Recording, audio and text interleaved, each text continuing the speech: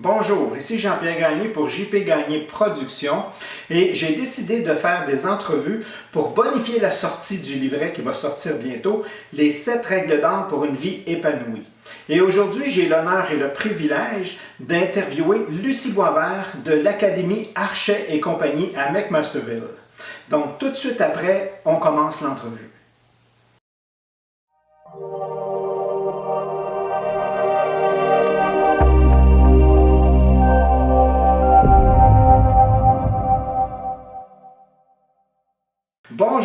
Bonjour Lucie. Bonjour Jean-Pierre. Lucie est fondatrice, directrice en même temps, je crois aussi que tu es aussi directrice de l'Académie Archet et compagnie à McMasterville. Oui, exact. OK, donc moi je te connais depuis un certain temps, on se connaît depuis OK, c'est ça, j'avais des cheveux. Et j'ai pu voir en même temps et constater ta progression parce que tu as une très belle progression. Oui. OK? Donc, tu as commencé comme la majorité, je pense que la majorité des professeurs en musique commencent un peu comme tu as commencé. Oui. OK, fait que je vais te laisser raconter un peu ton départ, ton Parfait. début, comment ça s'est passé. Oui. Alors, j'ai commencé par enseigner chez moi. J'avais quelques élèves et graduellement, le nombre d'élèves s'est multiplié. J'en avais tout près d'une cinquantaine. Et je ne pouvais plus fournir à un moment donné. Alors, j'ai engagé un autre professeur de violon pour venir m'aider. Donc, première expansion, Oui, tu as commencé en restant à la maison à utiliser mieux les locaux, là où les locaux, je pense, Oui. parce que là, tu j'en en avais deux. Oui, À optimiser de cette façon-là en engageant un autre professeur. oui. C'est ça? Oui, OK. oui. Et par la suite, aussi en parlant avec Jean-Pierre, qui m'a grandement conseillé de prendre un petit peu plus d'expansion, puis d'engager d'autres professeurs, puis d'allier nos instruments avec moi. Alors, l'idée a mûri, si on peut dire. Oui. Et par la suite, j'ai engagé un professeur de violoncelle. Et un professeur de guitare m'a approché pour venir enseigner avec nous. Mais mon idée était de rester dans les cordes frottées, violoncelle, alto. Mais c'est ça, par la suite, j'ai changé mon fusil d'épaule et j'ai décidé d'agrandir pour accueillir les autres instruments à cordes, dont la guitare, le piano et le chant. Ouais. Alors, l'académie a grossi. J'ai déménagé, on a acheté une bâtisse qu'on utilise à 80%. C'est ça. Aujourd'hui. Donc maintenant, ça s'appelle l'Académie. Oui, Mais avant, ça ne s'appelait pas l'Académie. non, justement. au tout début, ça s'appelait les petits archets parce que c'était des instruments à cordes. C'est ça. Mais à cause de l'expansion et des différents instruments qui se rajoutent, l'Académie mettait plus de sens, justement, en même temps. Oui. Donc, tu as parti de les petits archets à l'Académie Archet et compagnie. Pour accueillir les autres instruments à cordes. Donc, Archet et compagnie qui inclut les autres instruments à cordes, dont le piano, guitare et chant. Et Donc, les c'est ça. petits. Donc, on le sait que ça ne se fait pas en 24 heures. Non. OK?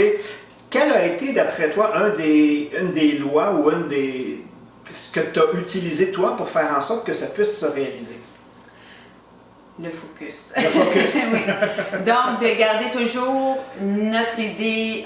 Bien, c'est certain que l'idée a mûri quand j'ai rencontré Jean-Pierre. L'idée De base, l'idée d'avoir une grande académie. d'avoir une grande académie. Et d'avoir au-delà de 200 élèves. Aujourd'hui, j'en ai tout près de 300.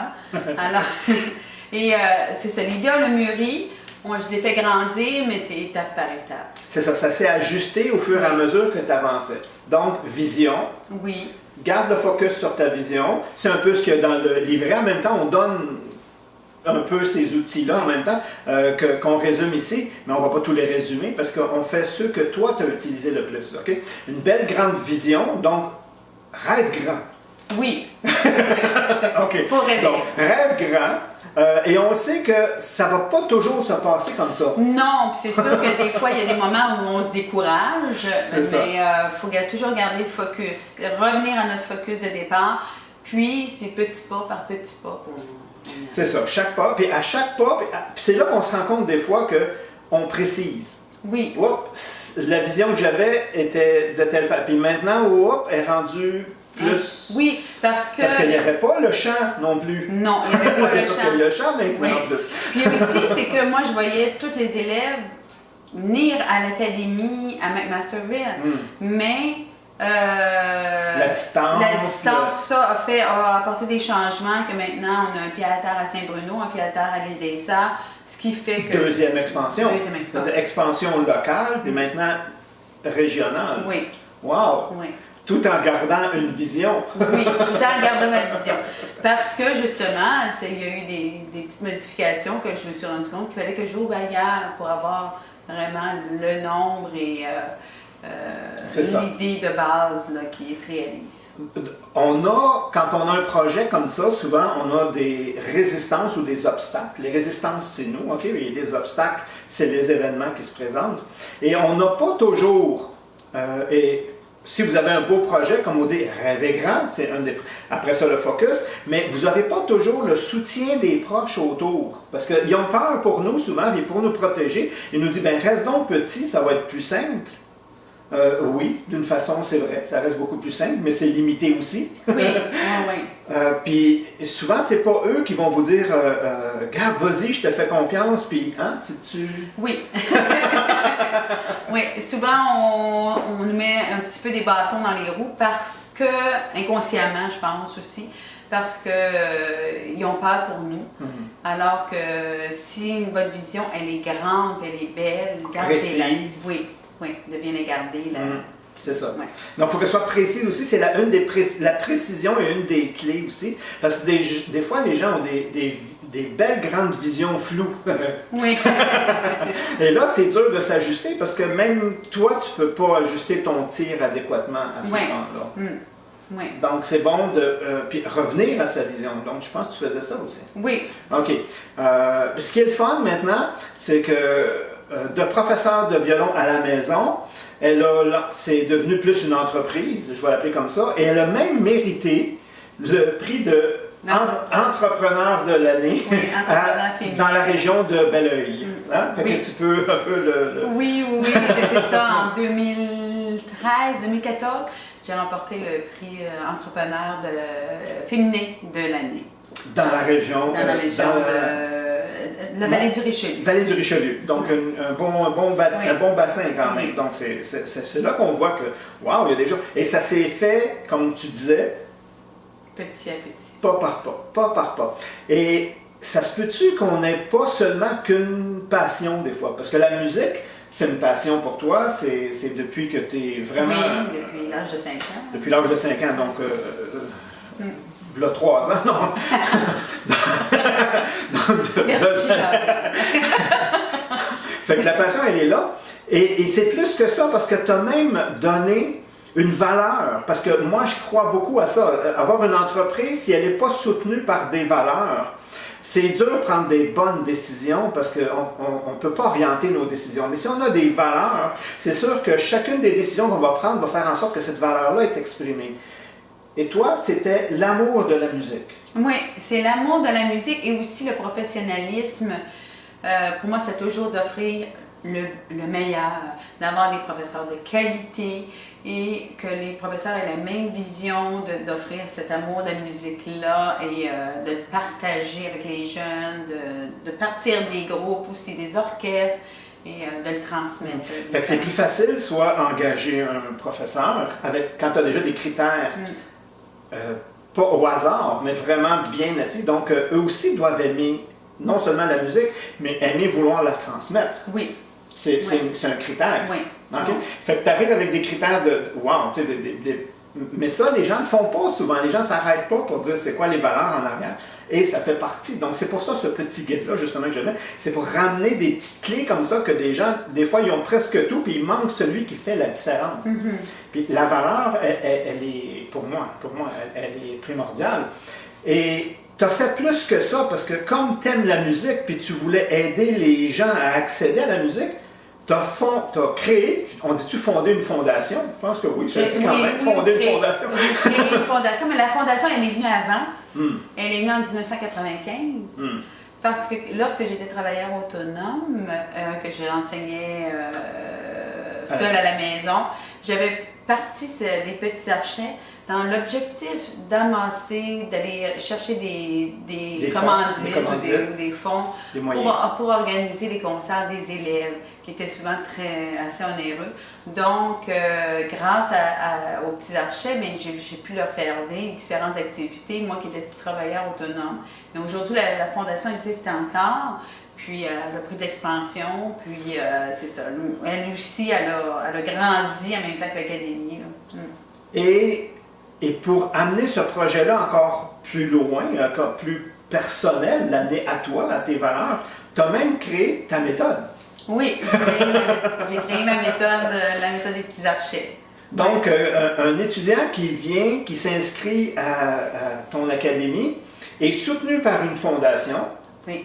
Qui permet, parce qu'il y a des avantages à ça. Et avec la fondation, les jeunes, ils payent une cotisation, mais la cotisation leur est remise d'une certaine façon parce qu'ils participent à des concours de motivation, ils ont des prix, ils ont une carte de membre, ils ont des rabais chez certains commerçants de la région, ils participent, ils ont 3 concerts minimum durant l'année.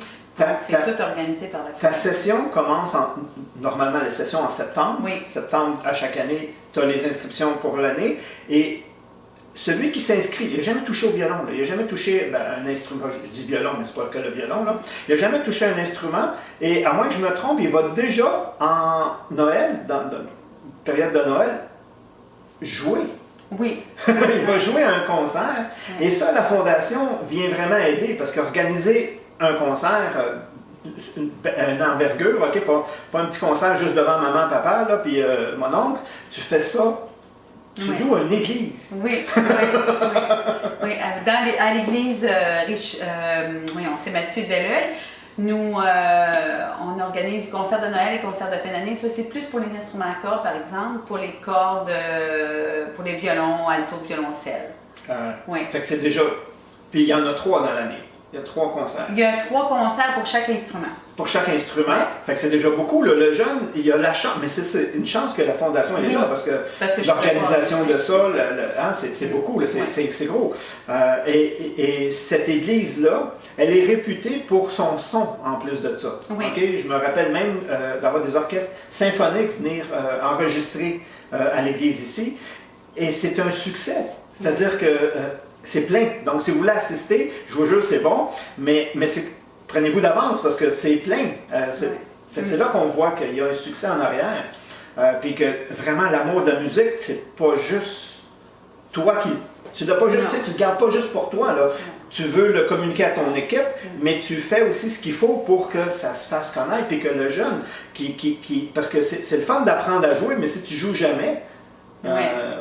juste tes partitions tout seul, c'est pas aussi valorisant puis grandiose pour eux aussi. Et tu as même une initiation, je pense, pour les jeunes. Oui, pour les petits de 3 à 5 ans, on a l'initiation et l'éveil à la musique pour commencer et l'initiation à la musique par la suite. Fait que déjà là, ils sont là. Et je sais, parce que j'avais jamais vu ça, mais ceux qui connaissent le violon, la musique le savent. Le jeune qui arrive très jeune, 5-7 ans, là, il y a des violons plus petits. Oui. Et s'il n'y a pas les moyens, des fois, ça peut arriver, des fois, quelqu'un... qui n'a pas les moyens nous, on fait la location de l'instrument. Sinon, la fondation peut aussi aider le parent à avoir un instrument pour son enfant. Fait que moi, je crois que quelqu'un qui voudrait s'initier à la musique, et les bienfaits de la musique sont connus aussi pour le développement, pas juste de l'enfant, mais l'enfant, il y a beaucoup d'études qui le démontrent. Au point de vue cognitif, on parle beaucoup d'apprendre une deuxième langue. Quand on apprend une deuxième langue, les répercussions au point de vue cognitif sont énormes. Oui. Okay? Les avantages, la mémoire, la concentration, l'attention, mais la musique a le même impact. Oui. Donc, c'est comme apprendre une autre langue. Oui. Oui, parce que la musique, même les enfants de 3 à 4 ans reconnaissent déjà les notes, que ce soit par les notes sur la portée avec des couleurs. Et même, il y en a qui vont commencer déjà à lire les notes avec le nom, avant même de savoir lire. De savoir lire. Et l'avantage? L'avantage, c'est que ça développe les deux hémisphères du cerveau et ça l'aide énormément, point de vue mathématique aussi, parce que on sait que... Tout ce qui est, autrement dit, tout ce qui est logique, tout ce qui est utilisé dans les écoles, parce que c'est cette partie-là qu'on utilise le plus dans les écoles, se trouve à être rehaussée, donc beaucoup plus efficace. Et ça l'aide énormément aussi à développer côté tout émotif de l'enfant, l'écoute, d'apprendre à mieux écouter même autour de soi, parce que, veut pas, si on s'écoute, on est capable d'entendre les sons et d'entendre, d'être capable de se corriger, on est capable d'écouter aussi beaucoup plus facilement. Ah oui, en jouant, si tu fais une fausse note, tu dois être capable de toi-même t'en rendre compte, donc de cette écoute-là. Mais je pense que c'est plus fort parce que toi, tu les amènes aussi à jouer en groupe, tu as des... Oui, des orchestres. Fait que jouer en groupe, c'est une autre forme d'écoute. C'est pas. Il y a l'écoute moi, mais là, donc il y a une présence qui doit se faire, il y a une attention, il y a un focus qui doit se faire. Donc ceux qui ont de la difficulté de concentration, attention, des trucs, ont un gros bénéfice. Oui, même dextérité, Dextérité, c'est ça, de développer tout ce qui est au manuel. Mais tu regardes les partitions, tu vois un truc, puis tu fais un mouvement relié à ce que tu vois. C'est beaucoup, là, je vous dis, c'est un très... Je comprends pas, avec ce que la science a démontré aujourd'hui, les recherches ont démontré aujourd'hui sur l'impact de la musique, pas seulement de l'écouter, mais de participer, qui est encore plus fort. Pourquoi il y a des écoles qui retirent les cours de musique? C'est un non-sens pour moi, là. Et aussi la musique, on ne se cachera pas qu'on ne prend pas un violon qu'on va jouer du jour au lendemain, du violon. Alors, tout l'apprentissage, c'est comme un but. C'est la même chose que ce que Jean-Pierre disait. On se fixe un but, on veut jouer, même si l'enfant est plus ou moins attentif à ses buts encore, mais c'est un objectif qu'on s'aime. Jour après jour, d'apprendre et de relever les défis. Faire des notes, jouer les notes, après ça jouer une partition, après ça jouer dans un groupe, après ça, c'est le but, chaque étape, on amène un autre, de chaque étape. Moi j'appelle ça, à chaque fois que tu te mets un but, il y a un plafond, puis une fois que tu as passé le plafond, ça devient ton plancher pour le prochain. C'est génial. Mais la musique l'oblige parce qu'il y a une progression. Donc, il apprend à faire ça. Donc, c'est plus facile plus tard à l'école de pouvoir dire, moi, supposons que je veux être, peu importe la profession, avant, il faut que j'aille établi ça, il faut que j'aie fait ça, il faut que j'aille passé ça, il faut que je fasse mon secondaire en mathématiques 532 ou mes sciences pour pouvoir me placer au cégep, pour pouvoir... Il y a déjà ça en lui.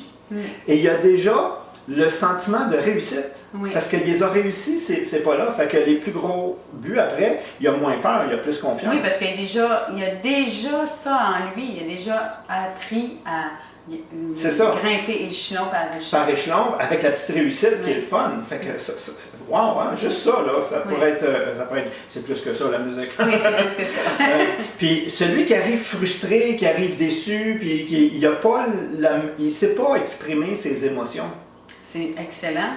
C'est excellent parce que le jeune va apprendre à travers son instrument à justement transcender ses émotions et les passer à travers son instrument, ce qui est excellent. Oui, il y a deux façons. J'ai déjà vu des joueurs de guitare rock frapper le guitare. Je pense que c'est pas de ça que tu parles.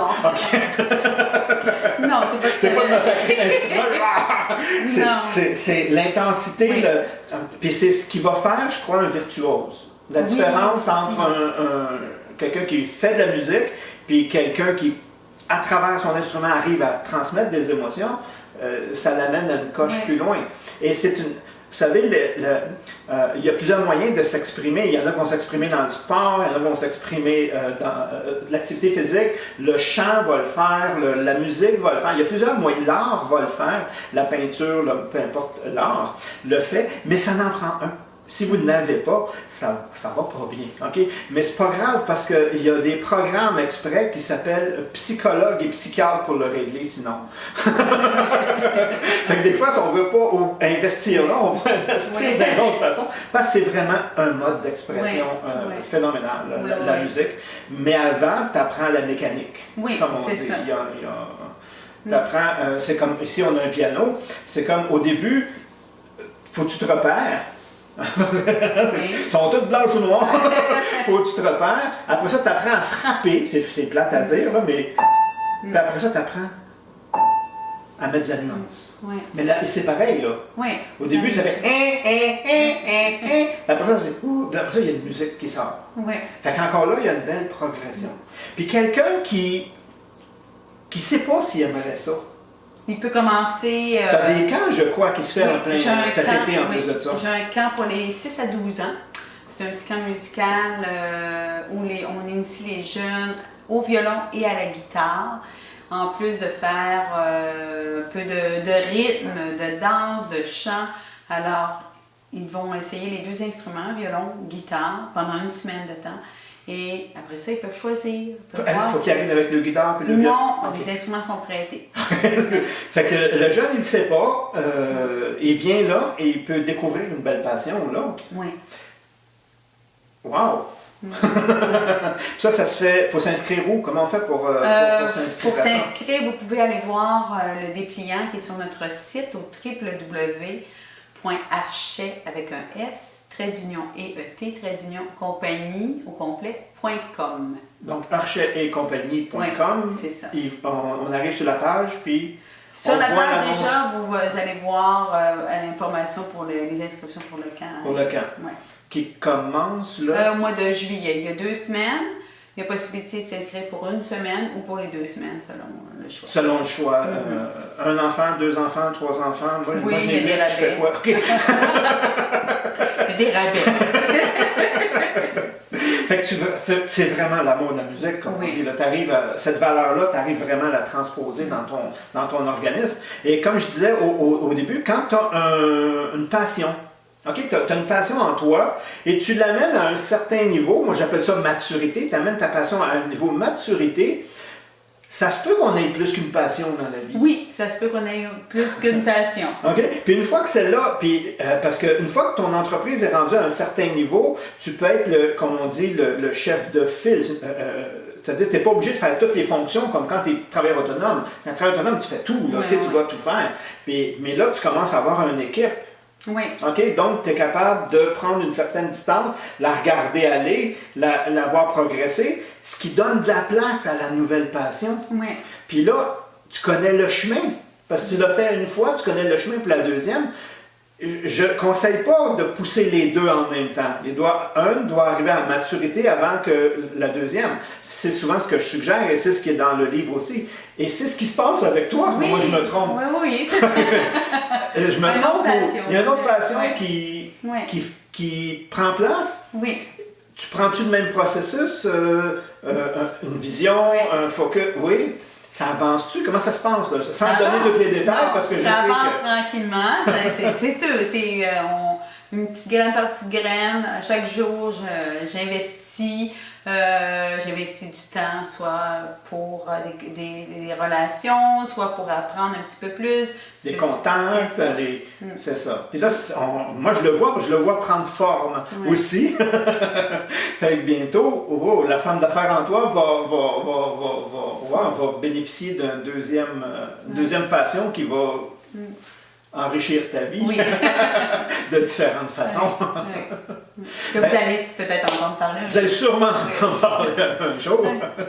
Fait que si vous voulez plus d'informations, eh bien, à la fin de la vidéo, je vais mettre justement le petit pamphlet ou l'information, surtout pour les camps d'été, parce que c'est ce qui s'en vient.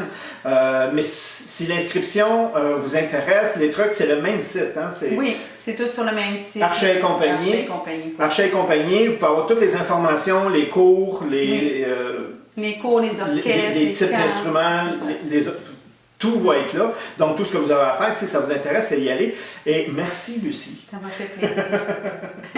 Lucie est une personne qui a réussi et le but de ces entrevues-là, c'est de montrer que c'est possible dans tous les domaines. Donc, il va y en avoir plusieurs qui vont suivre, qui vont tout simplement suivre ces mêmes stratégies-là qui sont dans le petit livret, justement, 8 règles d'or pour une vie épanouie. Et ça ne s'adresse pas juste à l'entreprise, mais à sa vie aussi. Oui, à sa vie aussi.